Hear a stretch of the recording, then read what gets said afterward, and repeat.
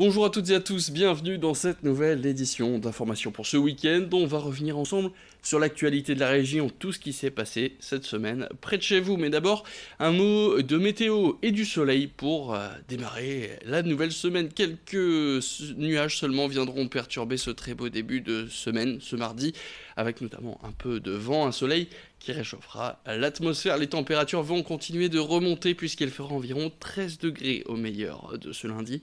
On attend jusque 14 degrés mardi, enfin 16 degrés annoncés mercredi dans l'après-midi. L'actualité de la semaine est d'abord cette grande journée de mobilisation de la fonction publique. Jeudi, 109 000 manifestants partout en France, d'après le gouvernement, près de 250 000 d'après des chiffres annoncés par les syndicats. Ils défilaient dans les rues contre une réforme du service public qui doit être étudiée à l'Assemblée nationale à partir de la semaine prochaine. Du côté du Touquet, ils étaient une cinquantaine majoritairement syndiqués à la CFDT à manifester dans les rues de la station balnéaire. Un cortège parti de la place du Centenaire pour remonter la rue Saint-Jean avant de passer par le marché et devant la mairie.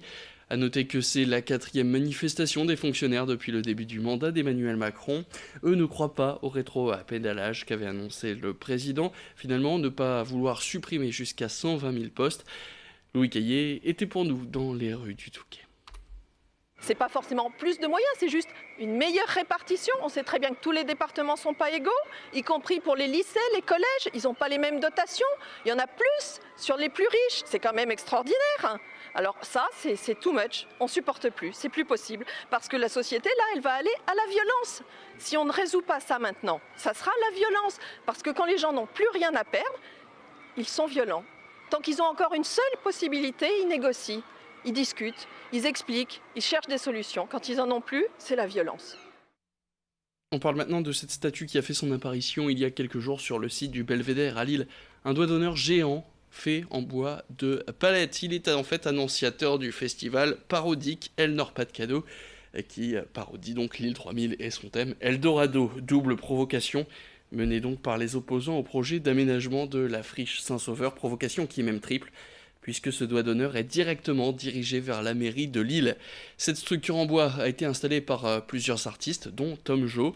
S'il assume totalement le côté provocation, en réponse à la mairie et au projet d'aménagement de la friche Saint-Sauveur, lui a souhaité ne pas être reconnaissable sur l'interview.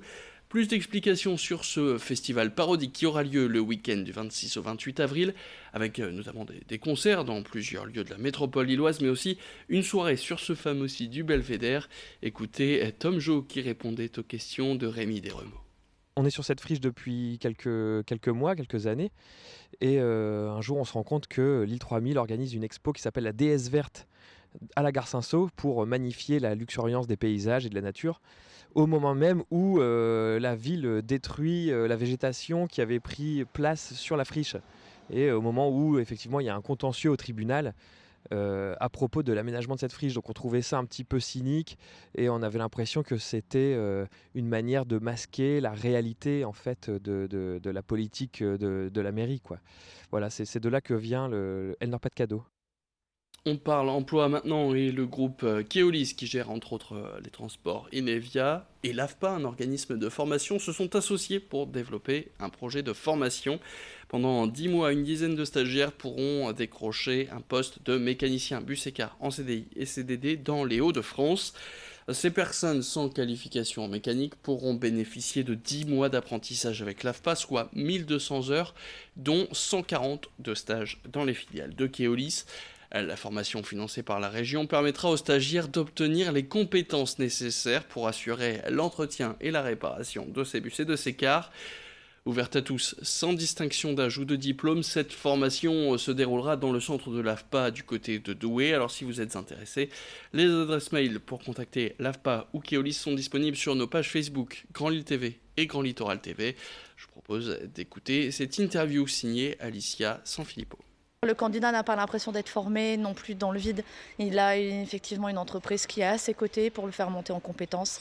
et on est sur un accès direct à l'emploi. L'alternance, en effet, a un intérêt pour nous, puisque la personne peut vivre au quotidien, lorsqu'elle est dans l'atelier, son futur métier. Ça lui permet de voir à terme l'ensemble de son métier et également d'être suivi par l'AFPA pour les aspects théoriques et à la fois techniques de pratique au sein des ateliers de l'AFPA. Et puis on termine cette édition avec un portrait, on parle de sport et de course avec la 14e édition de la Route du Louvre qui a lieu ce week-end. Des marathoniens qui partent depuis Lille pour rejoindre le musée du Louvre-Lens. Les participants du 10 km partent eux traditionnellement de Los en Goël. Et puis il y aura aussi des randonneurs, tous se donneront donc rendez-vous près du célèbre musée situé à Lens. En tout, ce sont 15 000 participants qui sont attendus pour cette grande journée sportive, encadrée par 2000 bénévoles tout au long des parcours. Et parmi les 2500 marathoniens, il y a Jean-Philippe Caron, qui est kinésithérapeute au CHU de Lille et qui est aussi presque aveugle. Il participe à cette course pour montrer que le handicap n'empêche pas de dépasser ses limites. Il a déjà participé par le passé au semi-marathon de la Braderie et va donc franchir une nouvelle étape. Découvrez son portrait, signé Xavier Silly. Si c'est au niveau d'un ravitaillement, tu peux t'arrêter une minute ou il faut enchaîner direct. Le marathon de la Route du Louvre, un défi qui nécessite des ajustements précis pour Jean-Philippe Caron. Touché par une dégénérescence maculaire, ce kinésithérapeute lillois va devoir gérer cette course avec seulement 8% d'acuité visuelle. Qu'importe, il fera tout pour passer la ligne d'arrivée.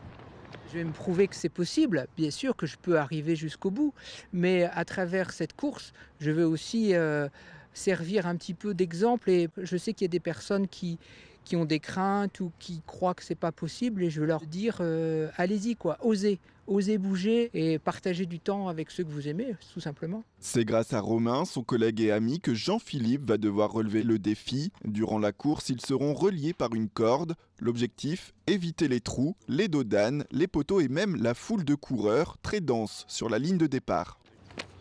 En fonction de ces obstacles, je vais pouvoir l'orienter un peu vers la gauche, un peu vers la droite, en tendant plus ou moins la corde pour le diriger. Et puis verbalement aussi, si jamais l'obstacle était évitable à l'avance. Mais si c'est en dernière minute, il faut pouvoir le guider en tirant un peu la corde à gauche, à droite.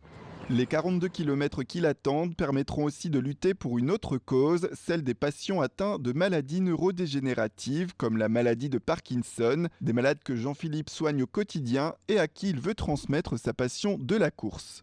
Je cours pour le réseau Parcep et pour faire en sorte que les personnes qui n'ont pas accès facilement à l'activité physique puissent avoir une activité physique régulière, puisque c'est reconnu les bienfaits en plus lorsqu'on souffre d'une maladie neurodégénérative. Le top départ approche, Jean-Philippe est prêt à s'élancer comme les 2500 autres participants.